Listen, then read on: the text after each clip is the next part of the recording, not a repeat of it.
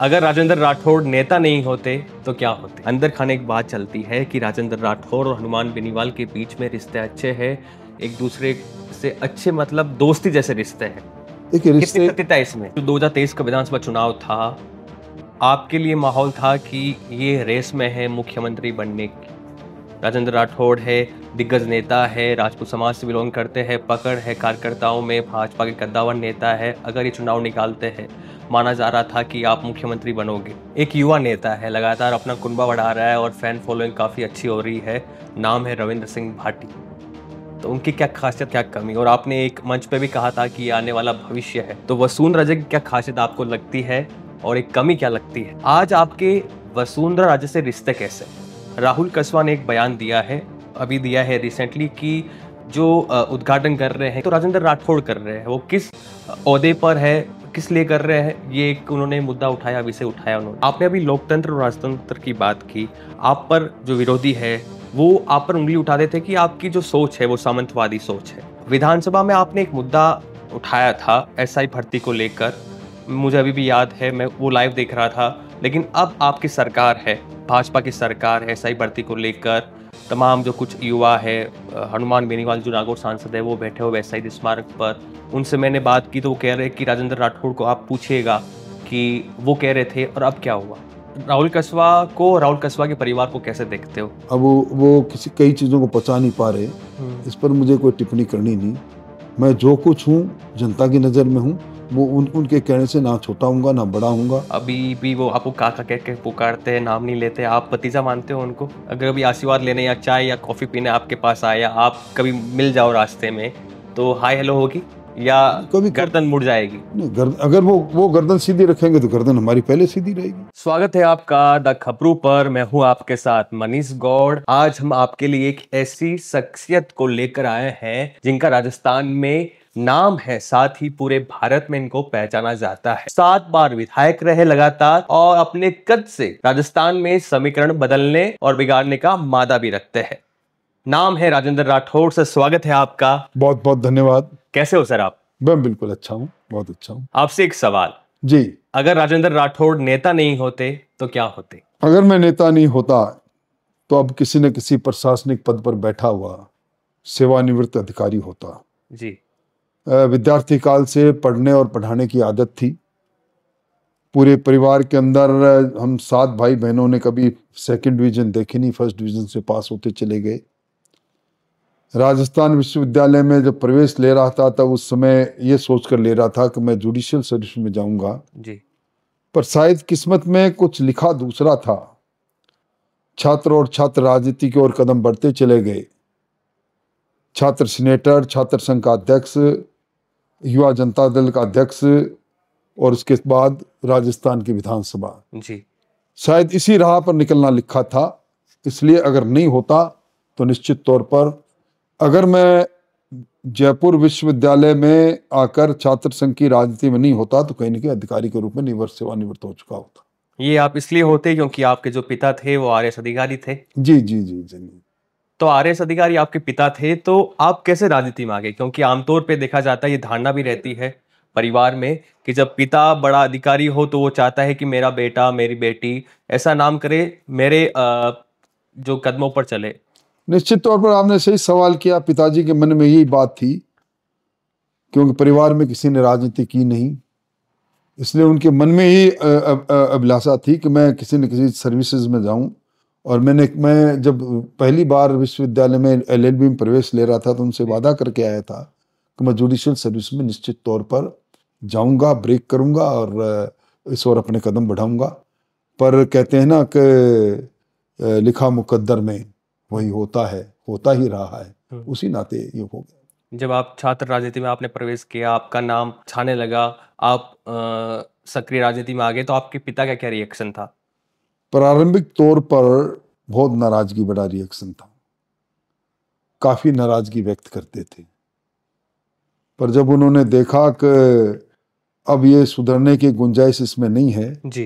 तो उन्होंने भी सहजता तो नहीं, असहजता से उस बात को स्वीकार कर लिया। स्वीकार कर लिया? जी। पहले नाराजगी हुई, बोलना बंद किया या मुंह फुलाया थोड़ा सा?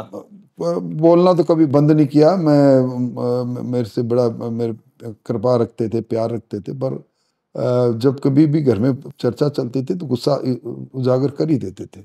जी। कुछ नेताओं को लेकर मैं आपसे राय जानना चाहूँगा। आपको उन नेताओं की खासियत और एक कमी बतानी है, एक कमी और एक खासियत। भाजपा के नेता से शुरुआत करते हैं। पूर्व मुख्यमंत्री वसुंधरा राजे जिनके आप करीब थे, फिर तमाम जो बातें हुई, तो वसुंधरा राजे की क्या खासियत आपको लगती है और एक कमी क्या लगती है? अगर आप बताएँ। देखिए, वैसे देखा जाए तो जीवन में कोई भी व्यक्ति परिपूर्ण नहीं है। जी, जिस व्यक्ति को आप कहो कि हर दृष्टि से परिपूर्ण है, वो तो देवत्व को प्राप्त कर लेता है। कमियां हर एक में रहती है, पर खासियत भी हर एक में रहती है। जी, वसुंधरा जी एक विजनरी लीडर है। उन्होंने राजस्थान का जो खाका अपने दिलो दिमाग में खींच रखा था, जी, वो उस उन्नत राजस्थान की ओर उन्होंने अपनी नीतियां भी बनाई थी। निर्णय लेने की उनमें क्षमता थी। जी, मैं समझता हूं कि उनकी कमियां मुझे कहीं कोई नजर आई नहीं। हाँ, ये दिगर बात है कि पसंद और नापसंदी, कई बार किसी को पसंद किया जाता है। जी, हर एक व्यक्ति के जीवन में उसके कुछ पसंदीदा लोग भी होते हैं और कुछ पसंदीदा लोग किसी न किसी कारण से अपसंद बन जाते हैं। ये एक सामान्य प्रक्रिया, उससे वसुंधरा जी भी अछूती नहीं थी। जी। कुछ एक लोग उनको पसंदीदा थे, कुछ लोगों को वो पसंद नहीं करती थी। ये सामान्य बात है, इसमें कोई विशेष बात नहीं। एक युवा नेता है, लगातार अपना कुनबा बढ़ा रहा है और फैन फॉलोइंग काफ़ी अच्छी हो रही है। नाम है रविंद्र सिंह भाटी। तो उनकी क्या खासियत आप लोग लगती है और क्या कमी? और आपने एक मंच पे भी कहा था कि ये आने वाला भविष्य है। देखिए, जिस प्रकार की उनकी सोशल मीडिया पर सक्रियता है, जी, बड़ा अच्छा लगता है। पर कई बार मैंने उनको कहा भी है कि राजनीति में जब कभी भी गरूर आ जाता है तो वो गरूर और अहंकार ये राजनीति के अंदर कभी चलते नहीं। सहज व्यक्ति का बातचीत करने के तौर तरीके से लेकर आम आदमी से व्यवहार जी, सहजता का रहे, वही सबसे बड़ी पूंजी है। उसके बारे में उनको निश्चित तौर पर मैंने आगाह भी किया और मुझे लगता है कि वो इसको इस ओर आगे बढ़ेंगे भी। बाकी राजनीति के अंदर कई बार एक्सीडेंटल पॉलिटिक्स से लोग पैदा होते हैं, चले जाते हैं। राजनीति में रहकर आना राजनीति में आसान है। जी, मैं तो ये कहता हूँ, कई बार पहला चुनाव जीतना आसान है पर दूसरा चुनाव जीतना कठिन है। जी, पहले चुनाव में आप सामने वाले की कमियों के कारण और किसी रिएक्शन के कारण भी जीत सकते हो, और जी। दूसरी बार लोग आपका आकलन करते हैं। इसीलिए आपने देखा होगा राजस्थान की विधानसभा में जो चुने हुए विधायक है उसमें 66 से 70% लोग हारते हैं। इसी कारण हारते हैं को चुनने के बाद भूल जाते हैं कि 5 साल का वक्त गुजर रहा है। जी, आप लगातार 7 बार विधायक रहे। आप लगातार कैसे जीतते रहे? मैंने कभी अपने आप को विधायक के तौर पर महसूस ही नहीं किया। मैं हमेशा लोगों में भी कहा करता था कि मैं आपका चौकीदार हूँ, जी, और चौकीदार को जागते रहना चाहिए। चौकीदार जब जागता है तो वो अपने उस जगह पर चोरी को भी बंद करता है और अपने लोगों को एक सुरक्षा चक्र भी देता है जी, और हर एक चीज़ का ध्यान भी रखता है। और मैंने चूरू के अंदर लोगों से परिवार के तौर पर रिश्ते बनाए। मेरी घनिष्ठता इतनी होगी कि लोग पारिवारिक सलाह मशवरा भी मुझसे करते हैं। मैंने कभी राजनीति में प्रतिद्वंदता नहीं रखी। जी, जो मेरे साथ नहीं रहे उनसे भी कभी मैंने उनका किसी प्रकार का नुकसान या उनको किसी प्रकार का दूसरी दृष्टि से देखना सोचा नहीं। हर धर्म को साथ लेकर हम चलने की राजनीति रही। इसलिए मैं समझता हूँ कि लोगों को कुछ बातें अच्छी लगी होगी, इसलिए उन लोगों ने मुझे लगातार 7 बार मौका दे दिया। जी, और इस बार तारानगर गया तो जी। शायद मुझ में कोई कमी रही होगी, शायद मेरी कोई बात अच्छी नहीं लगी होगी, शायद मैं अपनी बात को कन्वे ढंग से नहीं कर पाया होगा, आपने सर इसलिए मैं हार आकलन गया। किया अपनी हार का क्या कारण रहे? देखिए, हार का कारण मैं स्वयं हूँ भाई, दूसरा कोई नहीं है। मैं प्रतिपक्ष का नेता था, जी, राजस्थान में घूमता था। मैंने कभी जाके चूरू के तारानगर के नज़दीक से नब्ज नहीं टटोली। जातीय आधार पर जब लोग गोलबंद होने लगते हैं, तब आप अगर अपनी बात को कन्वे नहीं कर पाओ जी, तो वो गोलबंदी के अंदर आपकी चलती नहीं है, गोलबंदी को आप तोड़ नहीं सकते। जी, तो इसलिए मुझे किसी पर दोषारोपण नहीं करना। जो जीते उनको जीता वही सिकंदर है, हार तो हार, जी। और हार को स्वीकार किया कर रहा हूँ, इसलिए यहाँ बैठा हूँ। जो जोधपुर से सांसद है गजेंद्र सिंह शेखावत, उनकी खासियत और कमी। देखिए, हर व्यक्ति की, मैंने पहले कहा, परिपूर्ण कोई नहीं होता, पर खासियत उनकी मधुर वाणी है, अच्छी तरह से मिलना है, वो लोगों के साथ ठीक रेपो करते हैं। जी। He is very good parliamentarian also. और कमियां तो वो बताएंगे जो उनकी खुद के निर्वाचन क्षेत्र के लोग हों। जी। मैंने तो उनको मंचों पर सजते हुए देखा है। कमियां वो बताते हैं जो मंच में सजने के बाद नीचे उतर कर लोगों के बीच में जाते हैं, वो कमियां बता सकते हैं, इसलिए कमी मैं बता नहीं पाऊंगा। जी। आपसे एक जानना चाहूँगा बात, जब मैं आपके बारे में रिसर्च कर रहा था, तो मुझे किसी ने वहाँ पर बताया भी और मैंने देखा भी, कहीं लिखा हुआ था, आप भैरव सिंह शेखावत के नज़दीक थे। उसके बाद जब वसुंधरा राजे यहाँ पर एंट्री हुई थी राजस्थान में भाजपा के अंदर, तब आपने विधायकों को मनाया, तमाम उनके लिए काम किया, पूरा माहौल बनाया। आज आपके वसुंधरा राजे से रिश्ते कैसे हैं? एक कार्यकर्ता और एक नेता के बीच का जो रिश्ता है वो रिश्ता है। मैं हर रक्षाबंधन पर उनसे बात करता हूँ, जी। वो मेरे जन्म दिवस पर मुझसे बात आप करती है। बहन मानते हो उनको? और निश्चित तौर पर मेरी बहन है, बड़ी बहन है। और मेरे रिश्ते उनसे बड़े सहज हैं, मिलते हैं तो बड़ी अच्छी तरह मिलते हैं। जी। तो आप इन रिश्तों को उस तरह मत आंको कि मैं दिन और रात किसी चीज़ में उनके साथ चलता रहा। उस समय मैं उनकी कैबिनेट का मंत्री था, मेरा जी। कर्तव्य था जी। मुख्यमंत्री के साथ रहना का और उनकी आज्ञा की पालना करने का। जी। अब मैं उनका प्रतिपक्ष में आने के बाद में मैं एमएलए नहीं था, और फिर मैं प्रतिपक्ष का उपनेता और नेता था, तो फिर मेरा वो जी। कर्तव्य था जिसको मैंने निभाया। जी। आपका राजनीति जीवन के अंदर ऐसा कोई कदम जो आपने ले लिया पार्टी के कहने से या फिर कुछ भी हुआ लेकिन आपका जो दिल है वो दुखी हो गया कि ये कदम मुझे नहीं बनाना चाहिए था या फिर मन में रिग्रेट हुआ कि ये कदम पार्टी कह रही चलो ठीक है हम कार्यकर्ता हैं मान लेते हैं लेकिन दिल गवाही नहीं दे रहा था लेकिन फिर भी आपने माना? मुझे कोई ऐसा अ, याद नहीं आ रहा कोई ऐसी बात रही हो जी।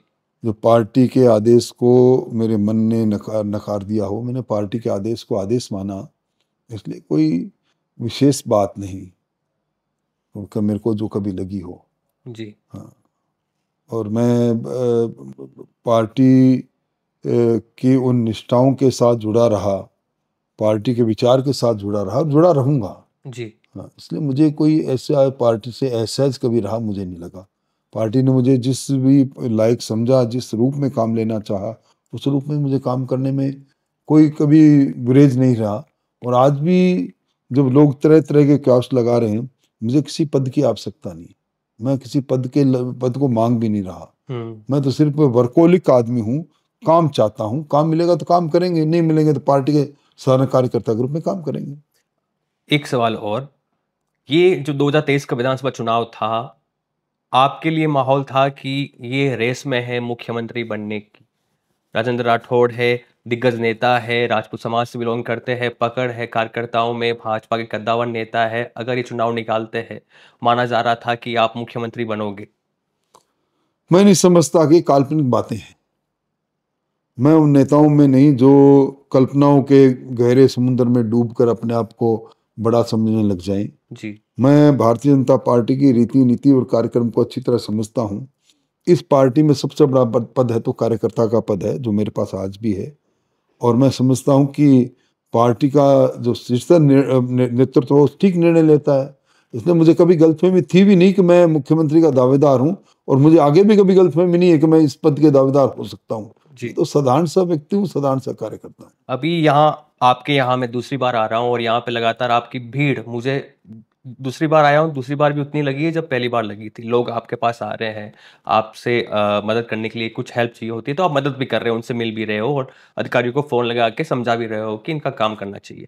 लेकिन राहुल कसवा ने एक बयान दिया है, अभी दिया है रिसेंटली कि जो उद्घाटन कर रहे हैं, कहीं कुछ काम का लेकर विकास कुछ कर रहे हैं तो राजेंद्र राठौड़ कर रहे हैं। वो किस ओहदे पर है, किस लिए कर रहे हैं, ये एक उन्होंने मुद्दा उठाया, विषय उठाया उन्होंने। शायद अभी वो भूल गए कि वो अब सत्ता में नहीं, प्रतिपक्ष में है। जी। मैं क्या बात कहूँ, मैं उस पर कोई टिप्पणी करना नहीं चाहता, क्योंकि पहले भी मैं उसी परिवार के साथ, वो बीजेपी में थे और हमने साथ मिलकर काम किया। अब वो किसी कई चीज़ों को पचा नहीं पा रहे, इस पर मुझे कोई टिप्पणी करनी नहीं। मैं जो कुछ हूँ जनता की नज़र में हूँ, वो उनके कहने से ना छोटा हूँगा ना बड़ा हूँगा। हाँ, ये सही है कि वो अपने मकसद में कामयाब रह गए। इस बार उनका लक्ष्य था कि मैं विधानसभा में नहीं जाऊं, और मैं विधानसभा में नहीं गया। इसलिए वो जो कहेंगे उनकी बात पर मुझे कोई टिप्पणी नहीं करनी। अच्छा, आप राहुल कसवा के परिवार को कैसे देखते हो? कसवा परिवार अच्छा वही परिवार, राजनीति करता है जहाँ आप राजनीति करते आए हो? अच्छा परिवार। मुझे उनके पारिवारिक पृष्ठभूमि पर मुझे टिप्पणी करने का अधिकार भी नहीं है, और मैं जी। इतना छोटा भी संबंध नहीं, कैसे रहे सर आपके उनके छोटा परिवार से? मेरा मन भी नहीं है कि मैं टिप्पणी करूं, क्योंकि उसी परिवार के साथ कभी मैं भी उनका उनका वो भी मुझे काका कहा करते थे। जी। उसी परिवार के साथ मैंने 1-2 साल नहीं, मैंने 25 साल 30 साल राजनीति की है। इसलिए मैं उस परिवार पर जिसके साथ मेरा आना जाना रहा, पल पल का साथ रहा, उन पर कोई टिप्पणी नहीं करूंगा। जी। वो अच्छे थे तभी तो मैं उनके साथ था। अभी भी वो आपको काका कह के पुकारते हैं, नाम नहीं लेते, आप भतीजा मानते हो उनको? तो ये कुछ रिश्ते बन जाते हैं, वो रिश्ते का वो मान रखे नहीं रखे, पर मेरे मन में तो है कि मैं उनका काका ही हूँ, क्योंकि उनके पिताजी से मेरे बड़े अच्छे संबंध रहे। अगर अभी आशीर्वाद लेने या चाय या कॉफी पीने आपके पास आए, या आप कभी मिल जाओ रास्ते में, तो हाय हेलो होगी या कभी गर्दन मुड़ जाएगी? अगर वो गर्दन सीधी रखेंगे तो गर्दन हमारी पहले सीधी रहेगी। उनकी गर्दन अगर थोड़ी टेढ़ी होगी तो पूरी गर्दन टेढ़ी रखेंगे। जी। टिट फॉर टैट है, तो ये रिस्पेक्ट आप क्या समझते हो? रिस्पेक्ट कोई ली थोड़ी है, रिस्पेक्ट कमांड की जाती है। जी। हाँ। तो आपसे एक और सवाल पूछता हूँ, आप विधानसभा में थे, आप दहाड़ते थे विधानसभा में जब मैं देखता था, हालांकि अभी 4-5 साल हुए हैं मुझे पत्रकारिता में, आपको देखता था तो आप अच्छे अच्छे को चुप करवा देते थे, मुख्यमंत्री अशोक गहलोत हो या कांग्रेस पार्टी के तमाम नेता सामने बैठे हो, आप ऐसे बोलते थे कि सामने वाले सोचते थे क्या बोले, अब क्या जवाब दे।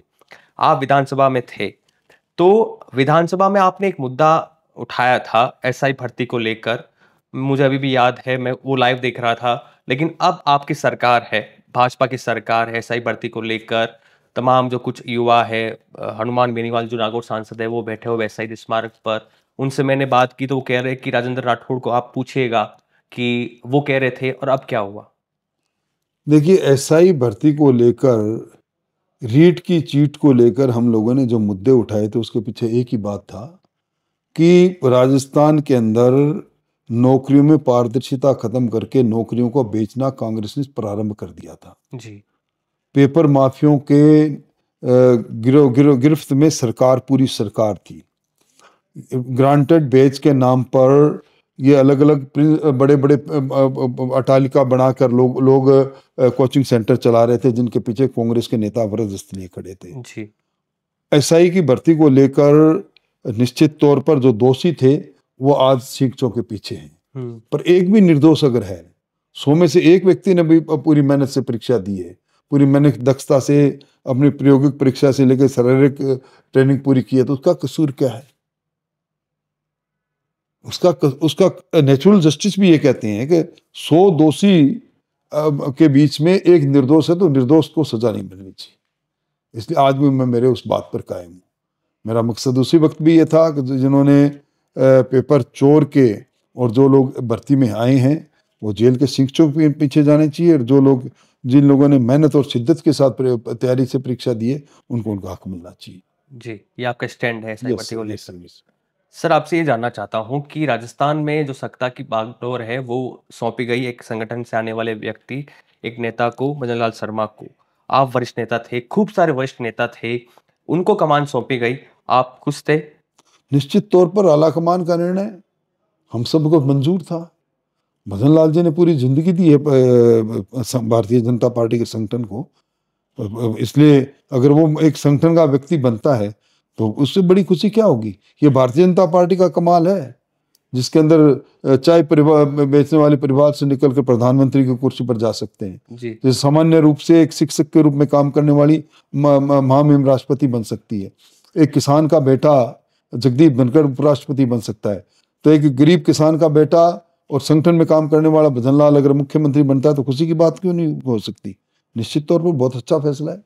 लेकिन सीनियर जो नेता होते हैं राजनीति में, एक मैं पॉडकास्ट कर रहा था, एक नेता है रिचपाल मिर्धा जो भाजपा में है, तो उनसे मैंने सवाल पूछा था कि अशोक गहलोत ने कई नेताओं को साइड करके कुर्सी पर वो काबिज रहे। तो उन्होंने कहा कि राजनीति में तो यही होता है, राजनीति में जो ताकतवर होता है वो दरकिनार करता है नेताओं को, गोटियां बिठाता है।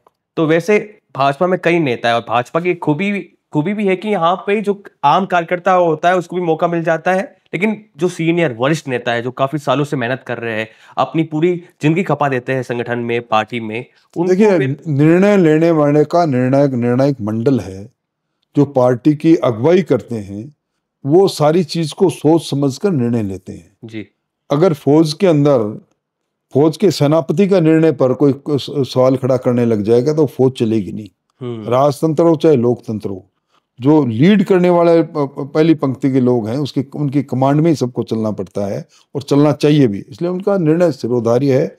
भजनलाल जी का निर्णय सर्वोत्तम निर्णय है। जी। आज वो अच्छा काम कर रहे हैं। आपने अभी लोकतंत्र और राजतंत्र की बात की, आप पर जो विरोधी है वो आप पर उंगली उठा देते हैं कि आपकी जो सोच है वो सामंतवादी सोच है, आप सामंतवाद को फॉलो करते हो। ऐसे सामंत कौन? जिन्होंने धरती के सम्मान की लड़ाई लड़ी, जी सर कटने के बाद भी लड़ते रहे, जुझार जी उनको कहते हैं। जी मैं समझता हूं कि जिनको सामंत की परिभाषा पता नहीं वो सामंतवाद की बात करते हैं। जिन्होंने कुर्बानियां दी इस धरती के लिए, जिन्होंने मुगलिया सल्तनत को रोकने का काम किया, आज उन्हें इस भाषा से अगर अलंकृत करके कोई अपमानित करने की कोशिश करे तो मैं उससे सहमत नहीं हूँ। सामंत का सोच क्या था? कौन सामंत? मैं समझता हूं कि आज जहां भी राजतंत्र था, राजतंत्र के अंदर भी एक अलग तौर तरीका था। लोकतंत्र का एक अलग लोकतंत्र बनाते हैं। राज के अंदर राजपुत्र ही हुआ करते थे। जी तो वो दौर की बात है। उस दौर को आज के साथ जोड़कर मुझे उनके अवशेष के तौर पर देखा जाए, मैं समझता हूँ मैं इसको संकीर्ण ट्यूबुलर विजन कह सकता हूँ, संकीर्णता कह सकता हूँ। जी। तो आपसे एक और जानना चाहूंगा कि जो आज के अभी इन दिनों देखने को मिला, जो राजपूत समाज के युवक थे, जो जाट समाज के युवक थे, वो एक दूसरे पर भड़ास निकाल रहे हैं, आरोप लगा रहे हैं, ओछी बयानबाजी कर रहे हैं। दोनों समाजों से कुछ युवा सोशल मीडिया पे कर रहे हैं मैं और मेरा समझता मन हूँ ऐसा पीड़ित होता है कि ऐसा नहीं होना चाहिए। युवा कहाँ जा रहा है? मैं समझता हूँ कि इन बातों से जितना बचा जाए उतना कम है। ये सस्ती लोकप्रियता की बात है। अपनी लाइन को लंबी लाइन खींचने की बात हर व्यक्ति को सोचना चाहिए। जी दोनों तरफ से ऐसी अनर्गल टिप्पणियों से बचना चाहिए। जब कई बार इस प्रकार की टिप्पणियां हो जाती है, जिसमें ऐतिहासिक पुरुषों पर टिप्पणी हो जाए, राणा सांगा पर टिप्पणी हो जाए, या कहीं इस प्रकार की बात कह दी जाए कि इस समाज के लोग तो इस प्रकार के थे, तब उसका रिएक्शन होता है। मेरे तो एक ही अपील है कि इन चीज़ों से बचना चाहिए। अब वो समय नहीं जब जातीयता के आधार पर हम जातीय संघर्ष को रंग दें। हमें समरसता की राजनीति करनी चाहिए, सोच समझ की राजनीति करनी चाहिए और अपनी छोटी रेखा के सामने लंबी रेखा खींचनी चाहिए। एक और सवाल कि आपका आगे की राजनीति को लेकर क्या विजन है, क्या सोच है, आगे क्या राजनीति करनी है? एक ही विजन, एक ही सोच, जब तक जिंदा रहें बड़े सक्रियता से जन सेवा करते हुए, विचार के साथ चलते हुए, चलते जाएं, चरवेते चरवेते चरवेते, यही सोच है। यही सोच है। एक और आखिरी सवाल कि जो अभी बयानबाजी हो रही थी, मैंने आपसे पूछा था, नागौर सांसद हनुमान बेनीवाल ने कहा कि जो कुछ ही योद्धा हुए हैं, राजस्थान का इतिहास इतना अच्छा नहीं है, यहाँ भगत सिंह जैसे योद्धा, स्वतंत्रता सेनानी और फिर महाराजा सूरजमल, महाराणा प्रताप जैसे कम हुए हैं। जब मुगल आक्रांता यहाँ आते थे तो यहाँ के जो शासक हुआ करते थे वो पहुंच जाते थे 70 किलोमीटर दूर, अपनी बेटी का विवाह मुगल शासकों से कर दिया करते थे। मैं समझता हूँ इससे ओछा बयान कोई हो नहीं सकता अगर उनका ये बयान है तो। आज राजस्थान के अंदर आप किसी गांव में चले जाएं, कर्नल टॉड से बड़ा कोई इतिहासकार नहीं हुआ। जी उन्होंने एक बात कही थी कि राजस्थान के गांवों की गलियों में मिट्टी पर चलते हुए मन में ये रहता है कि इन मिट्टियों में किसी ने की मुल्क पर शहादत देने वाले किसी न किसी वीर सैनिक की यहाँ हड्डियों की के अवशेष होंगे। खून या फिर जो भी। अब इस प्रकार का इतिहास जहाँ हो, जहाँ हमारे जो उस समय के लोग थे, रामदेव जी कौन थे, तेजा जी कौन थे, पाबू जी कौन थे, इस प्रकार के लोग जो जिन्हें लोगों ने एक तरह से देवत्व की बात कही, आज उस राजस्थान के बारे में, उन लोगों के बारे में इस प्रकार की बात कहनी, कुंपा जी कौन थे, जेता जी कौन थे, क्या उनका इतिहास था, किस प्रकार वो जमल फत्ता लड़े थे, जरा उठा के देंगे। चुड़ाव तो मांगी सैनानी, सर काट दे दियो छतरानी। उस तरह के इतिहास वाले जो लोगों के बारे में इस प्रकार की बात मैं उम्मीद नहीं करता हनुमान जी से कि उन्होंने ऐसी बात कही होगी। अगर उन्होंने कही तो मैं समझता हूँ इससे अच्छी बात नहीं हो सकती। आप चाहते हैं वो माफी मांगे या कुछ ऐसा? वो मैं माफी मांगे नहीं मांगे उन पर है, पर मैं उस व्यक्ति से, क्योंकि मैं उनको जानता हूं, मुझे मुझे उम्मीद नहीं है कि हनुमान बेनीवाल जी इस प्रकार के शब्दों का इस्तेमाल कर सकते। अंतिम सवाल सर, आपने कहा मैं जानता हूँ, अंदर खाने एक बात चलती है कि राजेंद्र राठौर और हनुमान बेनीवाल के बीच में रिश्ते अच्छे हैं, एक दूसरे से अच्छे मतलब दोस्ती जैसे रिश्ते हैं। देखिए, कितनी सत्यता है इसमें? रिश्ते हर व्यक्ति से अच्छे रखने चाहिए, अच्छे रहते भी हैं। हनुमान बेनीवाल भारतीय जनता पार्टी के भी एमएलए रहे हैं, जी। हमारे अलायंस में भी रहे हैं, मैं उनके प्रचार में भी गया हूं। अगर वो कभी मिलते हैं तो बड़ी अच्छी तरह से हम आपस में रामा क्षमा करते हैं। रिश्तों में कटुता के होने का कारण क्या है, जी। किस कारण से मेरी कटुता हो, इसलिए रिश्ते हमारे ठीक है, अच्छे हैं, ठीक है। जी, तो ये हमारे साथ थे राजेंद्र राठौड़, इनका बिजी शेड्यूल है, समय देने के लिए बहुत-बहुत धन्यवाद सर। इन्होंने बताया राजनीति में कैसे आए, पिता का क्या रिएक्शन था जब राजनीति में इन्होंने कदम बढ़ाया, जब छात्र संघ का चुनाव लड़ा, जीता, फिर विधायक बने, इसके बाद 7 बार लगातार विधायक रहे, फिर चुनाव हारा, क्या कुछ रहा, तमाम चीज़ों को लेकर, तमाम बड़े नेताओं को लेकर रिश्ते कैसे हैं, क्या कुछ सोचते हैं, इन्होंने अपनी बातें बयाँ की। बात करने के लिए धन्यवाद सर। बने रहिएगा खबरों के साथ। नमस्कार।